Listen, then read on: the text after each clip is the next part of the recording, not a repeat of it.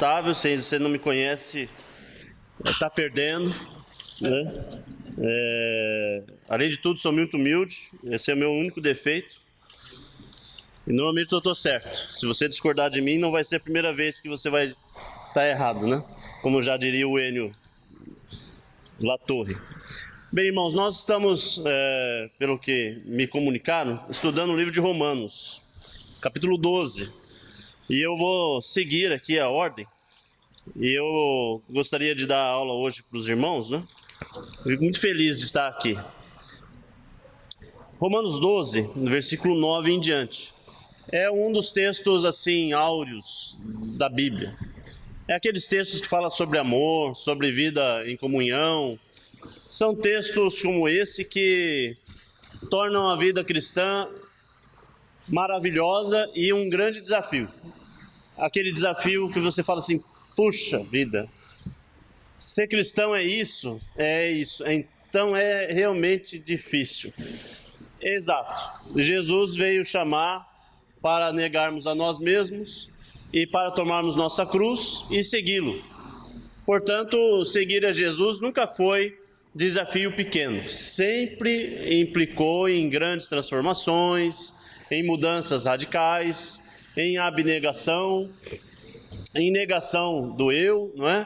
Em olhar para o próximo como olhar para si mesmo, amar o próximo como amar a si mesmo, amar a Deus sobre todas as coisas. Então tudo isso está eu diria que, naquele núcleo central do que é cristianismo. E se nós conseguirmos observar esses mandamentos, estaremos de fato andando com Jesus. E se não conseguirmos cumprir esses mandamentos, mas viermos todos os domingos para a igreja, darmos ofertas generosas, até ajudarmos os pobres, como diz Paulo lá em 1 Coríntios 13, se não tiver amor, nada disso vale, acaba sendo pérolas jogadas aos porcos. Então nós temos preciosidades na nossa mão, mas que implica que a gente tem que fazer alguma coisa, né? Só ouvir a voz do apóstolo Paulo não resolve, precisa tomar decisões de mudança. Pelo que eu entendi, vocês viram no 12, semana passada, já alguns pontos desses, né? Sobre viver de forma humilde, sobre ser benevolente, né? Como tratar aquele que nos persegue e tal. E hoje nós vamos ver um pouquinho mais ainda desse texto, mas principalmente no versículo 17. Vamos ler o texto de novo, Romanos 12. Eu gosto de ler o texto todo, porque aí a gente relembra o que já passou e por que estamos onde estamos e tudo mais. Na verdade, assim, o ideal seria você ler sempre o livro de Romanos, né? Que aí teria o contexto todo mesmo. Mas vamos lá, Romanos 12, versículo 1. Portanto, irmãos, rogo-lhes pelas misericórdias de Deus que se ofereçam em sacrifício vivo, santo e agradável a Deus. Este é o culto racional de vocês. Não se amoldem ao padrão deste mundo, mas transformem-se pela renovação da sua mente, para que sejam capazes de experimentar e comprovar a boa, agradável e perfeita vontade de Deus. Por isso, pela graça que... De novo. Por isso, pela graça que me foi dada, digo a todos vocês, ninguém tenha de si mesmo um conceito mais elevado do que deve ter, mas, ao contrário, tenha um conceito equilibrado, de acordo com a medida da fé que Deus lhe concedeu. Assim, como cada um de nós temos um corpo com muitos membros, e esses membros não exercem todos a mesma função, assim também em Cristo, nós, que somos muitos, formamos um corpo, e cada membro está ligado a todos os outros. Temos diferentes dons, de acordo com a graça que nos foi dada, e se alguém tem o dom de profetizar, use-o na proporção da sua fé. Se o seu dom é servir, sirva. Se é ensinar, ensine. Se é dar ânimo, que assim faça. Se é contribuir, que contribua com generosidade. Se é exercer liderança, que exerça com zelo. Se é mostrar misericórdia, que o faça com alegria. Agora no versículo 9. O amor deve ser sincero. Odeiem o que é mal, apeguem-se o que é bom e dediquem-se uns aos outros com amor fraternal.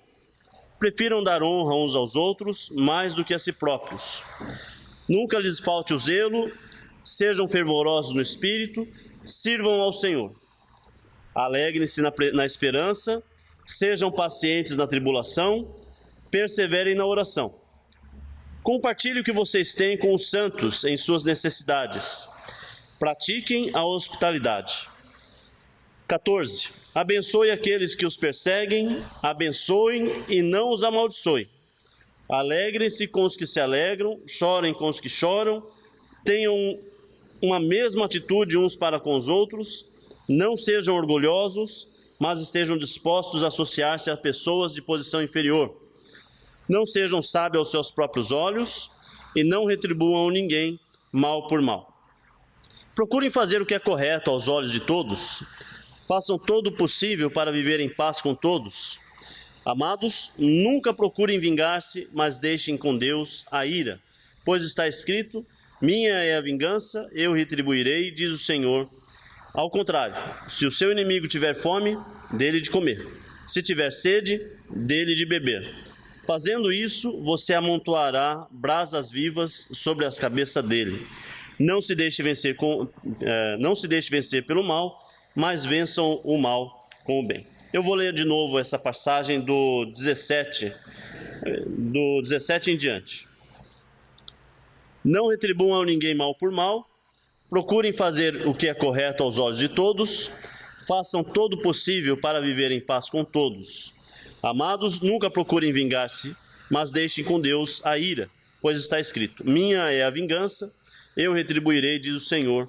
Ao contrário, se o seu inimigo tiver fome, dele de comer, se tiver sede, dele de beber. Fazendo isso, você amontoará brasas vivas sobre a cabeça dele. Não se deixem vencer pelo mal, mas vençam o mal com o bem. O nosso irmão Ed Chloe edita essa revista sobre os estudos da carta de Paulo, né? E, se eu não me engano, é o Hopper, né? David Hopper, quem escreveu esse estudo aqui. E ele dá um título muito bom, que ele fala: como amar quem não merece amor. Todos merecem ser amados? Deus ama a todos? Então, como é que nós vamos agir? Nós vamos seguir o mesmo jeito de Deus fazer as coisas, né? Deus faz brilhar o sol sobre justos e injustos. Faz a chuva cair sobre justos e injustos. Porque Deus se lembra de todos. Jesus nos chama, né, para esse tipo de comportamento. Quando ele fala: se você diz bom dia e cumprimenta só as pessoas que você gosta, o que tem de especial nisso? Até os pagãos fazem a mesma coisa. Mas nós vamos fazer conforme Deus faz. Lá em Mateus 5, lá no Sermão do Monte, ele já nos dá essas dicas aí. Eu tenho lido sempre esse texto em Romanos 12, e o interessante é que o assunto amor, ele sempre aparece quando Paulo está já no fechamento da carta. Se você lembrar, lá em Efésios 5, Efésios tem quantos capítulos? 6. É em Efésios 5, no penúltimo capítulo, que ele trata do assunto amor. Ele fala sobre como viver em união, fala como tem que ser um corpo só. Chega no capítulo 5, ele fala: então precisa amar uns aos outros. Quando ele está lá em 1 Coríntios 13, quantos capítulos tem em 1 Coríntios? 16, né? Faltando 3 para o final, parece que ele começa tratando dos problemas de divisão na igreja, fala das diferenças que as pessoas têm umas com as outras, e aí ele traz a solução do problema. Qual que é a solução do problema? O amor. Em 1 Coríntios 13, ele fala como é que nós vamos lidar, e ele sempre trata em Coríntios 13 sobre dons e amor, né? O capítulo 12 fala sobre dons. 1 Coríntios 14 fala sobre dons. E 1 Coríntios 13 fala sobre amor, né? É o dom que está no meio de todos os dons, é o maior dom de todos. Em Efésios a mesma coisa. E aqui em Romanos ele fala sobre dons. Vocês viram aqui um pouquinho antes, ele fala sobre cada um que serve a Deus precisa exercer seus dons. Mas de todos os dons que nós precisamos exercer, para vivermos bem em comunhão, nós precisamos de quê? Amor, certo? Amor é o dom. Em outra passagem ele vai dizer que amor é o vínculo da paz. É o amor. É o que liga. Amor é como a graça. A graça tem a ver com graxa. Ela é aquele óleozinho que azeita as engrenagens que cada irmão representa numa grande máquina que é a igreja. É engraçado que tem muitas simbologias no Novo Testamento para falar da igreja, né? A igreja é uma planta, a igreja é um edifício, e obviamente não tem a simbologia da máquina. Por que não tem? Porque não tinha máquina na época. Se tivesse, tenho certeza que Jesus ia falar que a igreja é uma máquina, né? E ele seria o construtor da máquina, o engenheiro da máquina. E cada um de nós é como se fosse uma pequena peça, uma engrenagem que está rodando junto com os outros. E para que tudo isso funcione, precisa ter amor, né? Amor é esse grande mandamento aí que está acima de todos. Recentemente, lendo lá em Lucas, capítulo 23, se eu não me engano, nós temos a crucificação de Jesus. E lendo hoje essa lição de novo, sobre vingança e como tratar ou como amar aqueles que não merecem amor, em Lucas 23, deixa eu ver aqui qual que é o versículo.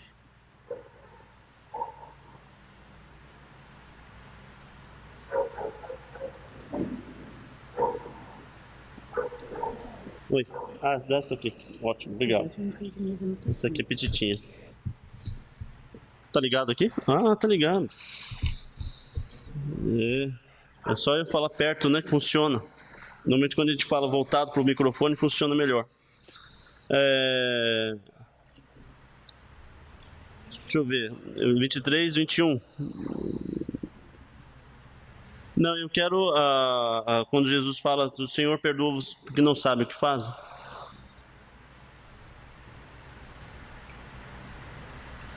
No 34. Quando chegaram ao lugar, vou ler o 33 também. Quando chegaram ao lugar chamado Caveira, ali crucificaram com os criminosos, um à direita e outro à esquerda. Jesus disse: Pai, perdoa-lhes, pois não sabem o que estão fazendo. Então eles dividiram as roupas dele, tirando as sortes. Junto com esse texto aqui, nós temos o capítulo de Atos, capítulo 7, finalzinho de Atos 7, que nós temos o martírio, né, do Estevão. Estevão estava lá sendo martirizado.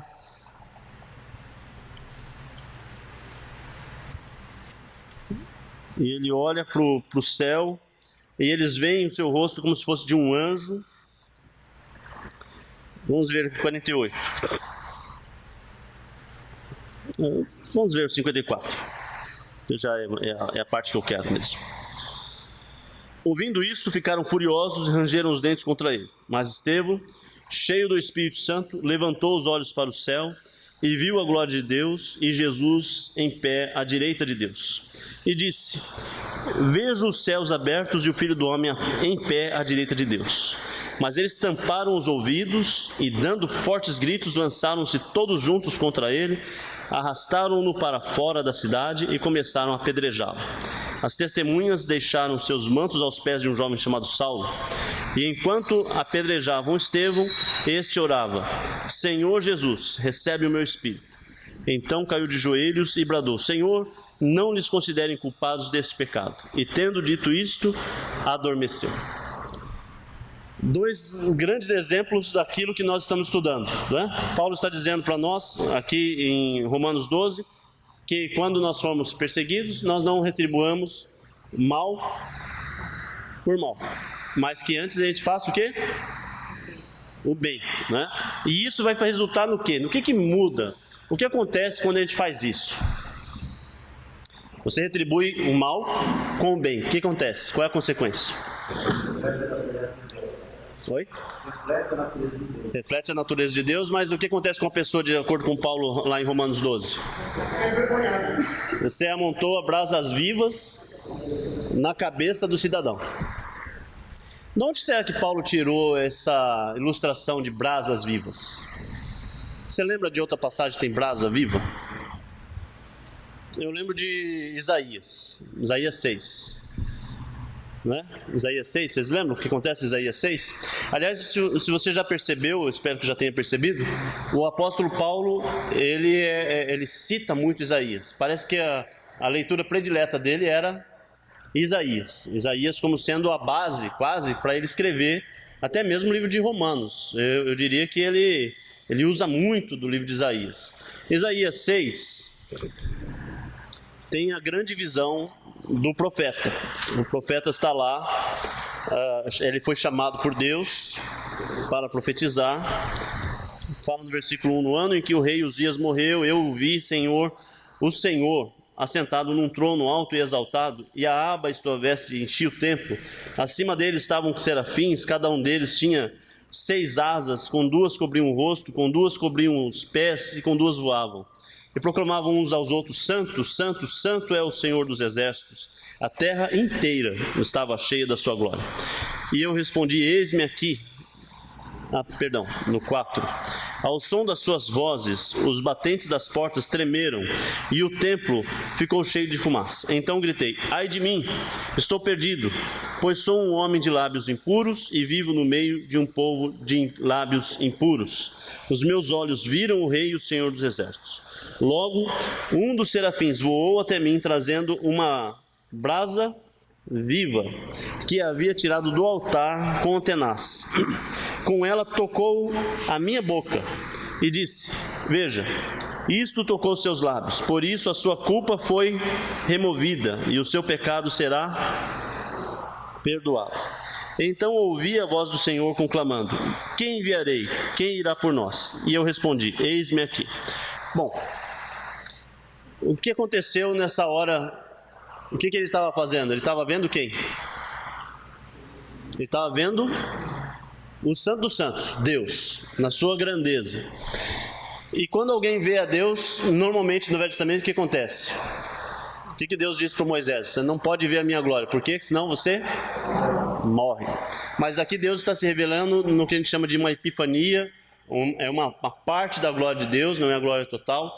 Mas ver a Deus é algo impactante demais. Todos os grandes homens do Velho Testamento, do Novo Testamento, eles começam o seu ministério tendo uma visão de Deus. E essa visão de Deus os impele a fazer a obra. Eu diria que aqui é o momento da transformação de Isaías. Ele teve um encontro com Deus e ele foi transformado. Se você lembrar de Paulo, teve um encontro com Jesus lá na estrada de Damasco e ele foi transformado. E assim também nós somos transformados. O que o apóstolo Paulo está dizendo é que quando nós, ao invés de nos vingarmos, praticamos o bem para com as pessoas, como disse o Adalto, nós estamos refletindo Jesus. A pessoa passa a ter ali um encontro com... Não foi você. Você imitou Jesus. E quando você imita Jesus, você reflete Jesus.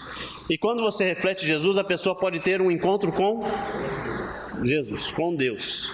E esse encontro com Deus pode ser tal que pode ser como uma brasa viva que toca a vida da pessoa. O que aconteceu quando o profeta Isaías teve a sua língua tocada por essa brasa viva? Os seus pecados foram perdoados. Olha que interessante, qual foi o pedido de Jesus na cruz? Perdoa porque não sabe o que faz. Qual foi o pedido de Estevão lá no seu martírio? Perdoa porque não sabe o que faz. Quando a gente age assim, a gente está agindo como Jesus, agindo como Estevão, o próprio Paulo também vai escrever isso. É assim que nós ajudamos as pessoas a se encontrarem com Deus, e nesse encontro com Deus, elas podem ter os seus pecados perdoados, porque elas começam a incorporar Deus, talvez seja um chamado para ela, ela talvez se converta venha se batizar e vai ter também os seus pecados batizados. Colocar brasa viva na cabeça de alguém, eu imaginava que era como se colocar a pessoa para pensar. Eu ainda continuo pensando assim, eu creio que tem a ver. Mas olhando essa passagem de Isaías, eu penso que tem a ver com o processo de conversão, de encontro com Deus e de perdão dos pecados. Vocês concordam? Né? Mais ou menos? Tudo bem, não tem problema não. Você vai refletindo depois, Deus vai te dar esclarecimento. Você vai concordar depois. Isso porque eu li agora há pouco em Romanos 12 para não ter um conceito maior de si mesmo, né? Chamada consciência. Você está errado. Uhum. E a pessoa que perdoa se chama a consciência da natureza de Deus. Uhum. E aí você começa a pensar sobre o que é a coisa. E às vezes você chega à conclusão que você está muito errado aqui também. Uhum. Então que vem a necessidade de procurar a verdade. E a verdade leva ao batismo, o batismo leva a fazer parte do corpo. Sim. Não, mas começa o processo. Tamo junto, então. É que eu já tô mais na frente, tal, mas estamos quase junto. É fácil fazer isso? Quando alguém está te perseguindo, está te sendo um adversário e tal, não é fácil. Na verdade, a nossa vontade, o nosso desejo natural é fazer o quê? Se você tem um chefe que está te perseguindo no trabalho, qual seria o seu desejo natural?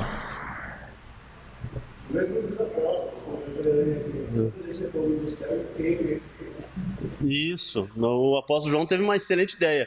O pessoal não quer receber, queima, né? Que o Senhor extermine esse pessoal aí.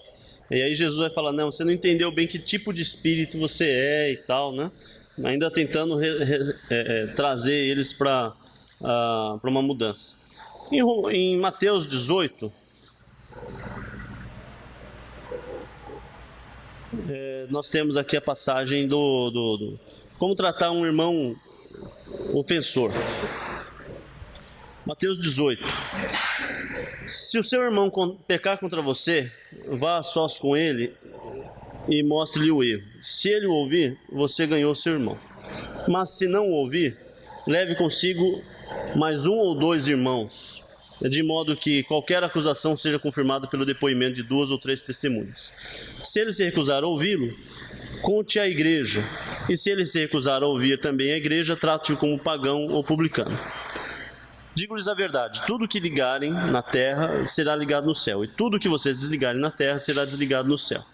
Tem uma outra passagem ainda, em Lucas também, que fala sobre essa questão da ofensa. Se alguém pecar contra você e arrependido vier te pedir perdão, no mesmo dia, o que você faz? Perdoa. E se ele vier 7 vezes, perdoa. E aí Pedro vai perguntar para ele, para Jesus, né? Mas Senhor, 7 vezes, não é muita coisa, não? O Senhor não está equivocado? E aí Jesus vai dizer o que para ele? Não só 7 vezes, mas 70 vezes 7.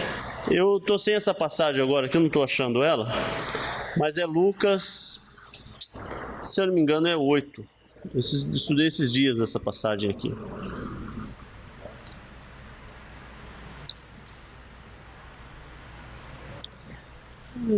Tem no 6:27 alguma coisa sobre isso, mas se alguém tiver aí uma chave bíblica, pode achar, por favor. Se tiver aquela chave bíblica humana, né, que é tão bom quando tem o seu Lira da vida. Lá em Brasília a gente tem o seu Jaime também. A gente fala a passagem, o seu Jaime já... Mateus 18:22 é o que eu estava lendo. Eu quero a outra em Lucas.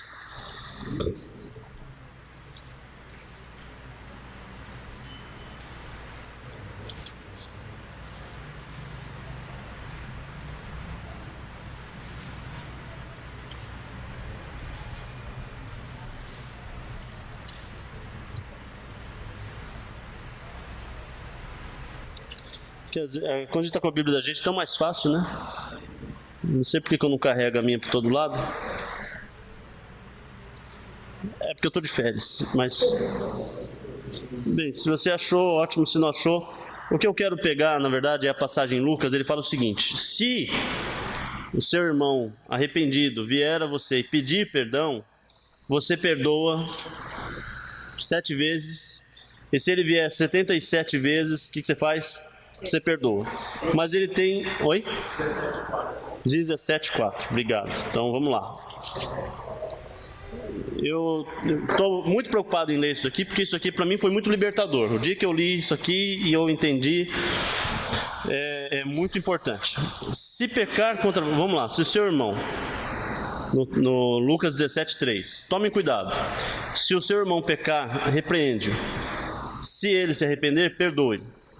Se pecar contra você 7 vezes no dia e 7 vezes voltar a você e disser: estou arrependido, faz o quê? Perdoa. E os apóstolos disseram: Senhor, aumenta a nossa fé. Por que eles perguntaram isso, pedindo para Jesus aumentar a fé?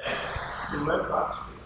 Porque 7 vezes no dia o cara pisou no seu calo e 7 vezes você fala: tá bom, irmão. Depois que ele veio pedir perdão. E aí eles falam: aumenta a nossa fé. A gente precisa de muita fé nessa hora. Ele respondeu: se vocês tiverem fé do tamanho da moreira, do tamanho de uma semente de mostarda, poderão dizer: esta moreira, arranque-se e plante-se no mar, e ela lhe obedecerá. Vamos só analisar um pouquinho esse ponto aqui. Por que eu estou falando que é libertador e é muito importante? Porque uma vez eu estava conversando com uma pessoa e o filho dele tinha tido uma discussão muito grave com ele. E ele estava com muita dificuldade de perdoar o filho. E ele acabou conseguindo perdoar o filho em uma ocasião, e passou por mais outra ocasião, e o filho, de novo, pisou no calo dele e falou impropérios, de modo que eles estavam até sem se falar. E ele estava tentando recuperar, vamos dizer assim, a comunicação com o filho, mas o filho estava totalmente distante, não queria conversar. E ele falou: sabe por que é difícil perdoar? Porque eu sinto no meu coração que eu tenho que perdoar ele, mas ele não vê que está errado, e eu não posso perdoar ele se ele não vê que está errado. E aí eu falei para esse irmão: não, mas você tem que ver que Jesus disse que perdoa porque ele não sabe o que está fazendo. E eu até botei mais carga ainda sobre a pessoa.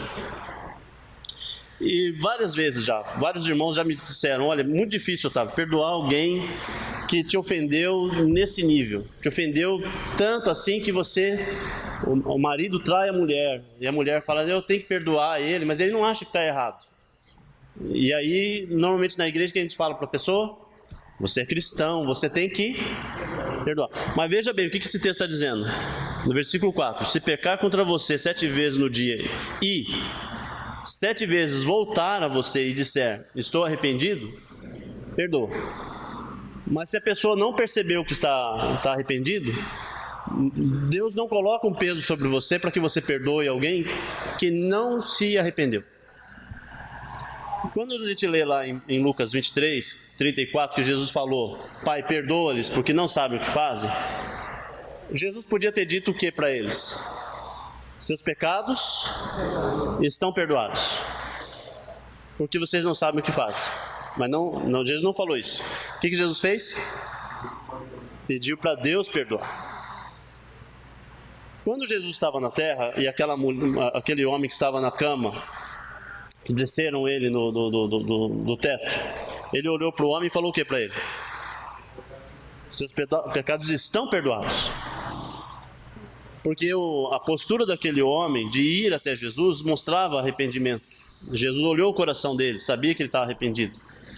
Quando ele encontra aquela mulher que vai lá lavar os pés de Jesus, e o fariseu Simão está pensando: se ele soubesse quem é essa mulher que está tocando no pé dele, ele seria um profeta. Mas ele não é um profeta. Ele não permitiria que essa mulher tocasse nele, porque ela é pecadora. E aí Jesus olhou para a mulher e falou o que para ela? E ela tinha pecados, muitos. Por isso que ela estava se debulhando de chorar aos pés de Jesus, né? E aí Jesus olha para ela e fala: seus pecados estão perdoados. Na cruz, Jesus poderia ter olhado para todo mundo que estava crucificando ele e dizer: seus pecados estão perdoados. Mas ele não disse. O que ele disse?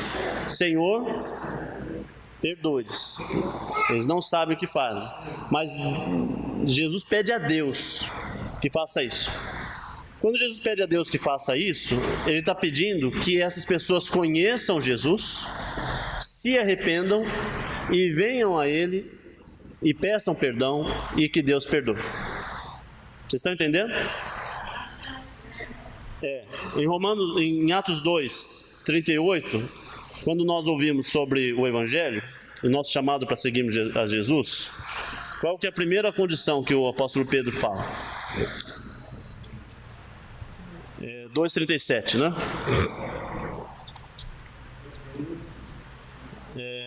Quando ouviram isso, ficaram aflitos em seu coração e perguntaram a Pedro e aos outros apóstolos: irmãos, que faremos? Pedro respondeu: arrependam-se e cada um de vocês seja batizado em nome de Jesus Cristo para perdão dos pecados e receberão o dom do Espírito Santo, pois a promessa é para vocês, para seus filhos, para todos que estão longe, para todos quantos o Senhor nosso Deus chamar.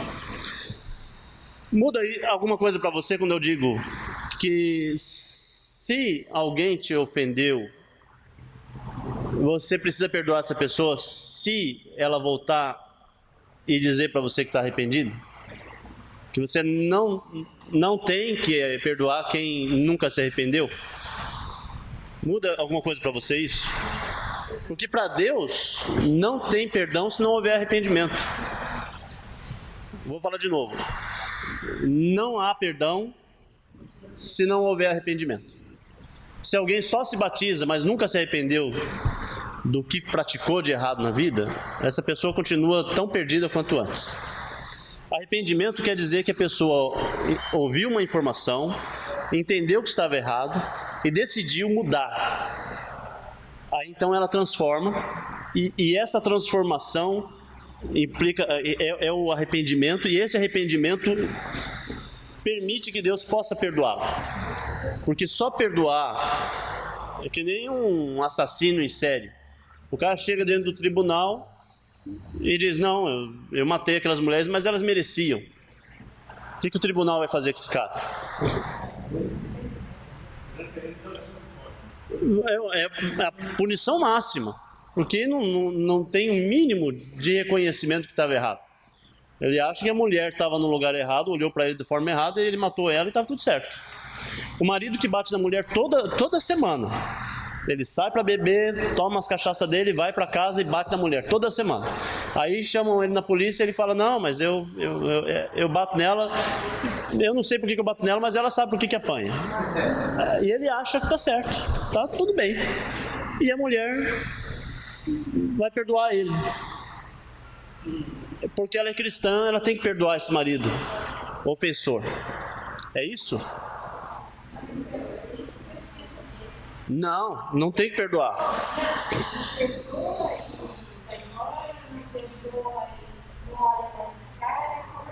Ela tem que denunciar ele tem que ir preso. É isso mesmo. Aí você fala: mas isso aí não é amor cristão. Porque cristão tem que ser bobo. Então, vamos separar bem as coisas. Cristão não tem que ser bobo. E você tem que perdoar quem entende como... Eu estou falando isso por experiência própria, porque eu já tive ocasiões que eu estava certo e a pessoa estava ofendida comigo. Eu não vou contar o caso, senão o caso vai se estender muito.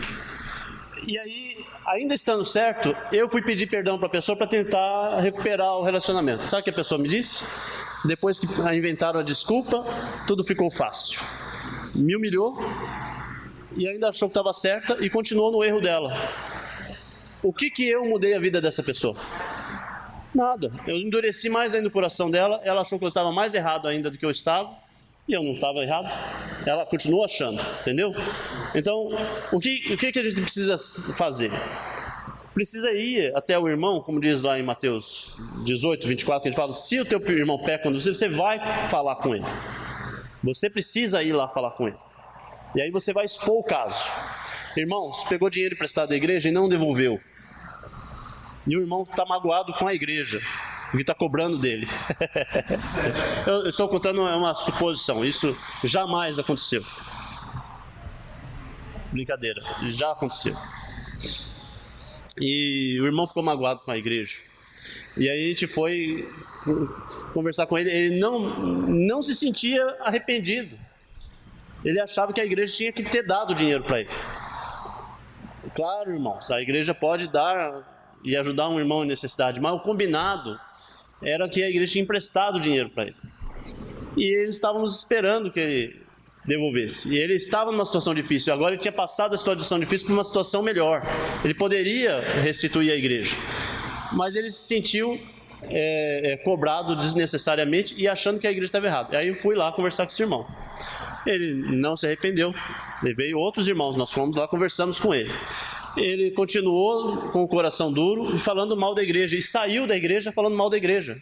Ele nunca se arrependeu. Eu preciso perdoar esse irmão? De acordo com o texto que nós lemos aqui? Eu não preciso perdoar esse irmão. Ele não... Se um dia ele chegar na igreja e falar, sabe, irmãos, passou os anos, eita, eu pisei na bola, nem precisa devolver o dinheiro. Ele não precisa. Mas ele precisa dizer, eu me arrependo do que eu fiz.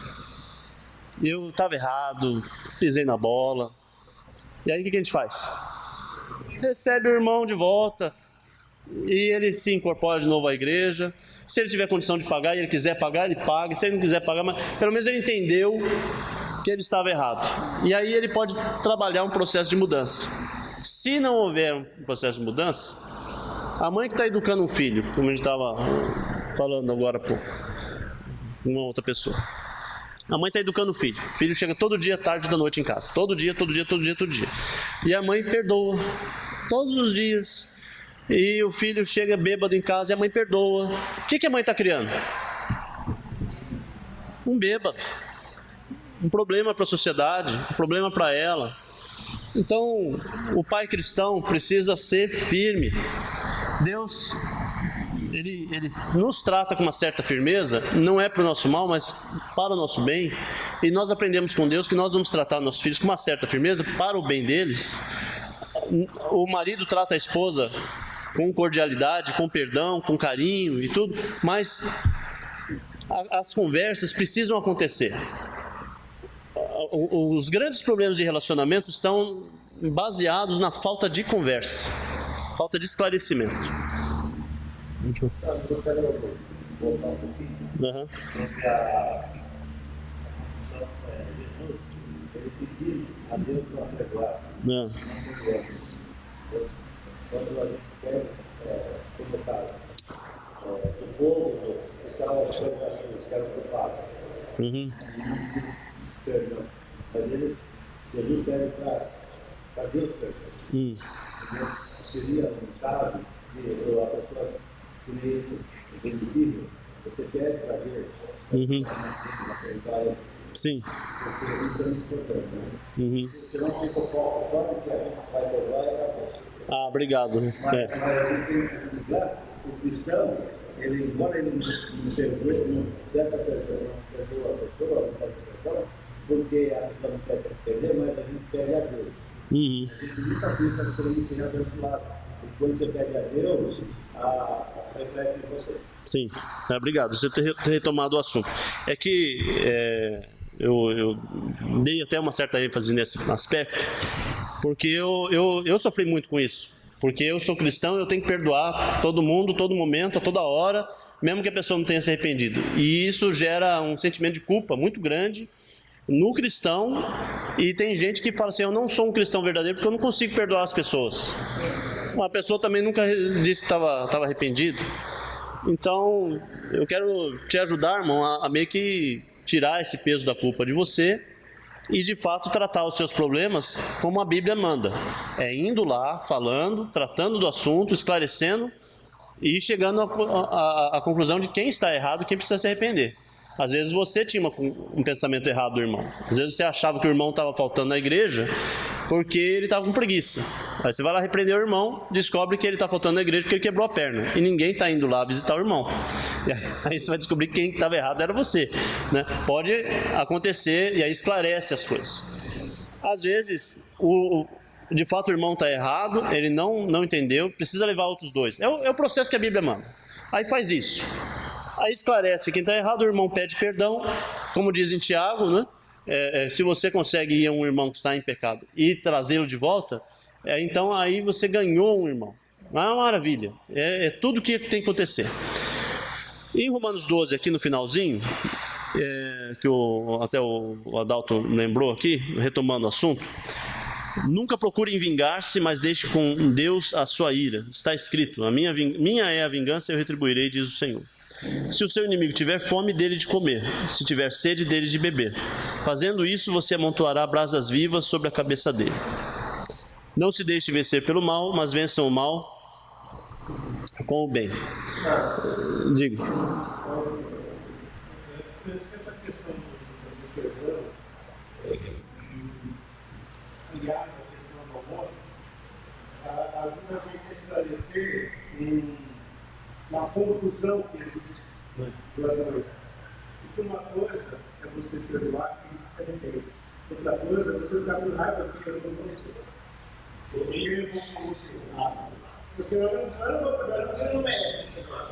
Que é uma atitude contrária, oposta do mal, nesse texto que nós estamos estudando. Se você necessita perdoar, mas ainda assim precisa amar. Precisa lembrar que esse irmão, ele está se afastando de Deus. Precisa lembrar que ele precisa de atenção, que ele precisa de cuidado, que ele precisa ser amparado. E que, ainda que ele não mereça o perdão, o amor não vai despertar. E normalmente a pessoa fala, não vou perdoar porque ele não merece, olha o que ele fez comigo. E aí a pessoa sai, vai falando com essa pessoa, vai falando, ou vai alimentando uma rancor que não é o que a gente não precisa perdoar, se não se arrepende, mas não deve, também sobre isso, fechado. Tem também no Sermão do Monte, que fala sobre amar os inimigos, né? E é bem forte essa questão. Eu estava lendo um artigo de um norte-americano que ele falava assim que até mesmo você ser chamado para uma guerra, você pode se recusar a não ir lá matar as pessoas. O governo está falando para você, olha, o Brasil tem que se defender da Argentina, você tem que matar argentinos. Aí ele coloca, porque ele é americano, ele está nessa situação deles, e ele fala que não, que realmente é um governo americano, branco, assim, que está mandando você ir lá matar uma pessoa que não te conhece e que realmente, às vezes o país não está em conflito crucial e foi uma decisão política. Então, Jesus, na realidade, ele deu outra face. Ele não respondeu para Pilatos, ele poderia ter chamado os anjos dele, ele deu outra face, ele deu a capa dele. Então, ele se entregou. Então, se nós somos cristãos, nós amamos os nossos inimigos, bem acima até dessa questão de perdoar ou não. Se você ama o inimigo, você vai bem além até do seu direito, né? Bem além do seu direito. Então, essa questão de amar, agora no Velho Testamento, nós vemos guerras, Jesus, Deus falou, não, nós vamos tomar a terra prometida e vamos matar esse povo, exterminar adultos, crianças, mas era Deus que estava julgando, é Deus que está mandando. E Deus, ele sabe o que ele está fazendo, no sentido de que ele tinha já a decisão.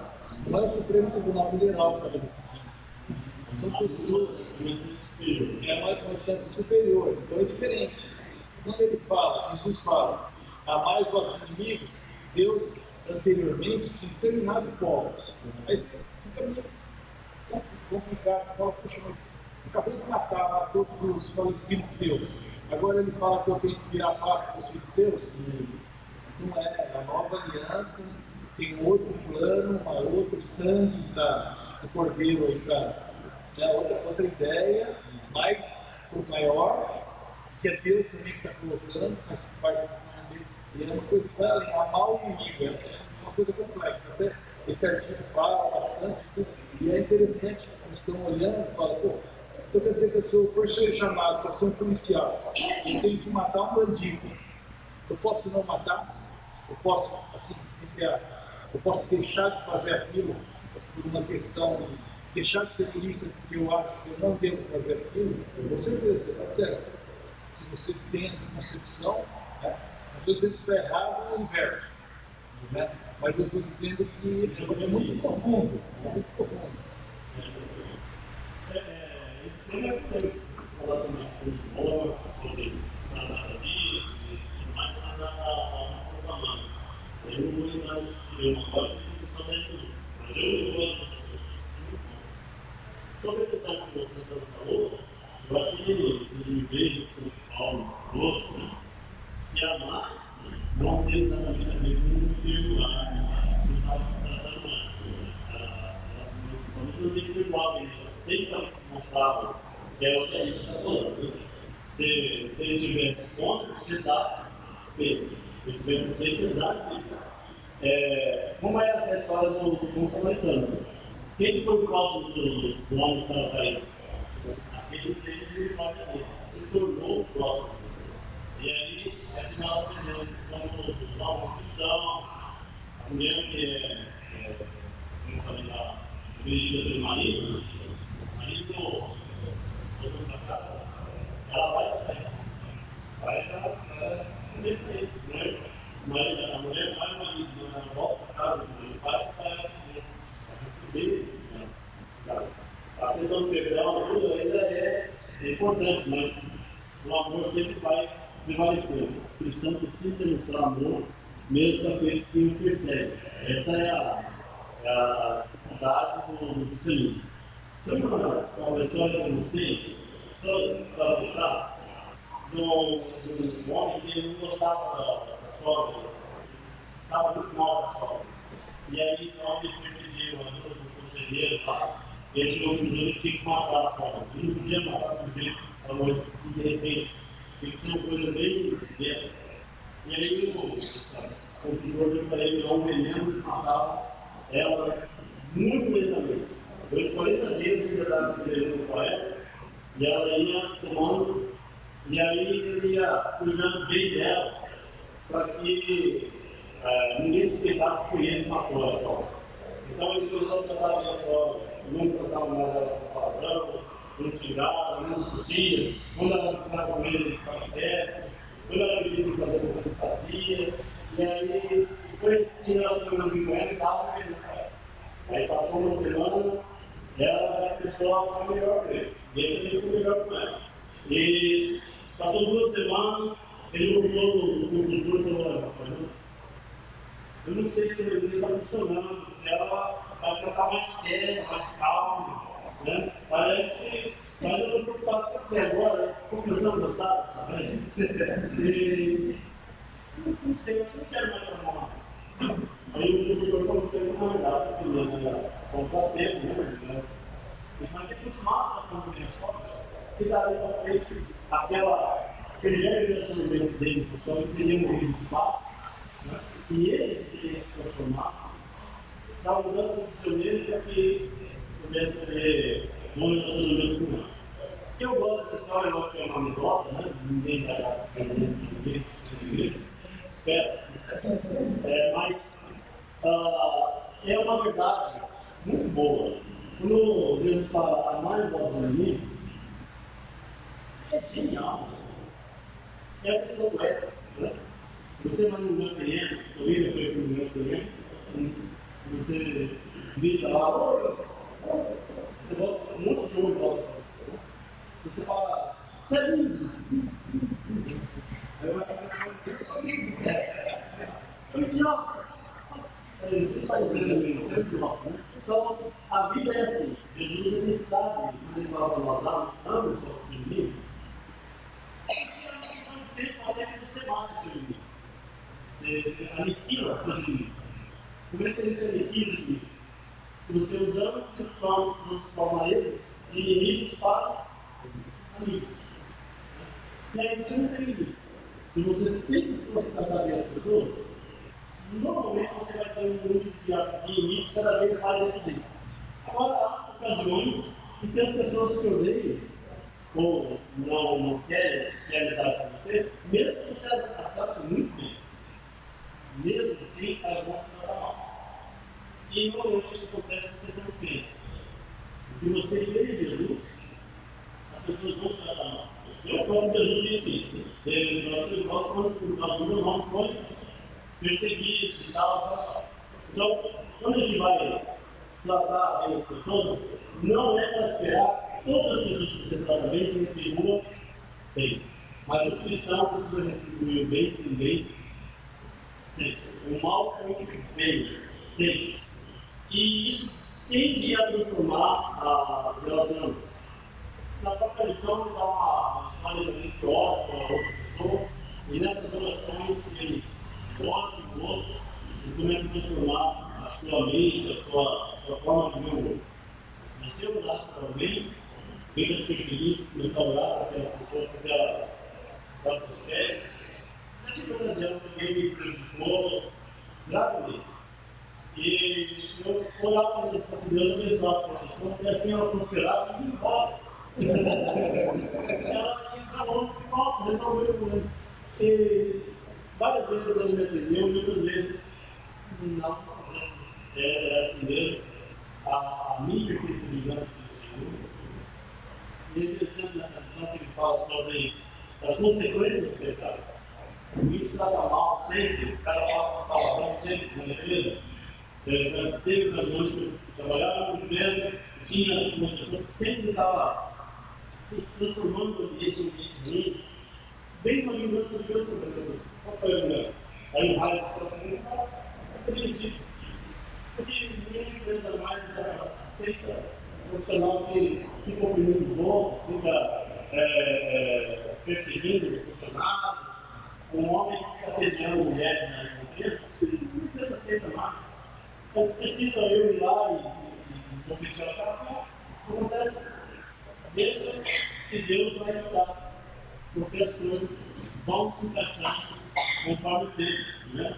Cabe a você amar essas pessoas, tratar bem, com educação, com carinho, com felicidade na vida delas, e ao passar o tempo, Deus vai agir e alguma coisa vai transformar a situação.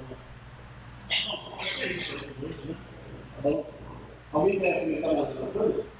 Eu sei que essa conversa toda ajuda a gente a entender um pouco mais do que Jesus diz lá no versículo 20. Se a sua justiça não for muito superior à dos fariseus, jamais você vai conhecer Deus. É justamente isso, né? Você precisa saber dosar. O perdão é necessário para quem quer ser perdoado, mas o amor é necessário sempre. E aí é difícil, porque você, a pessoa pisou no seu carro, ela não quer ser perdoada, ela não é ética com você, mas ainda assim você necessita uma compreensão muito maior do que uma denominação, uma religião ou essa falsa cristandade em si. É uma coisa muito superior. Eu sei que eu falei hoje aí, talvez você vai fazer uma. Você está estranho, sabe? Tá bom, é verdade. A primeira vez que eu li também, eu precisei calcular, ver mais, precisar mais. E pensar se isso daí vai me pegar com o cristianismo ou não. Porque eu mesmo ensino, estou falando sobre isso, porque é uma opção que me libertou de uma série de dificuldades, de sentimentos muito como cristão. E eu queria compartilhar com os irmãos, porque cristão não precisa ser bom. Não precisa ser cristão. Amar, sério, tratar com carinho a todos. E a questão do perdão, isso é algo ainda para ser trabalhado na esfera. Mas pense, se você tiver alguma dificuldade, que eu depois começar comigo, eu estou à disposição. Eu preguei um domingo na igreja lá em Brasília sobre isso aí. Nos 3 domingos veio o irmão falar comigo. Eu não entendi bem o negócio, mas eu sei que é uma coisa assim, não ouve sobre isso. E na verdade eu inventei isso. Eu li um comentário lá, dá um fim sobre as 7 casas de Jesus na cruz. E nesse comentário ele estava comentando sobre isso, eu achei. Uma coisa para se pensar, para meditar e trabalhar o cristianismo que nós vivemos. Bom, é isso. Vamos terminar com uma oração. Alguém tem algum pedido de oração? Não? Vamos ficar de pé. Deus, obrigado, Pai, por tudo. Deus nos limita sermos mais como Cristo, que a beleza do seu Filho amado se veja em nós, que possamos de fato, Senhor, viver um cristianismo vivo, verdadeiro, além das máscaras, além da superficialidade, que o nosso cristianismo seja profundo, de amarmos os nossos inimigos com ações, amarmos, ó Pai, aqueles que nos perseguem, orar por aqueles que nos perseguem, entender, ó Deus, o sentimento de cada um, e Deus, que o Senhor nos dê forças, aumenta a nossa fé, como está escrito, também para perdoarmos aqueles que virem a nós e se disserem arrependidos, nós tenhamos forças para perdoarmos e renovarmos nossos relacionamentos. Ó Deus, que nós sejamos abençoados em nome de Jesus. Amém.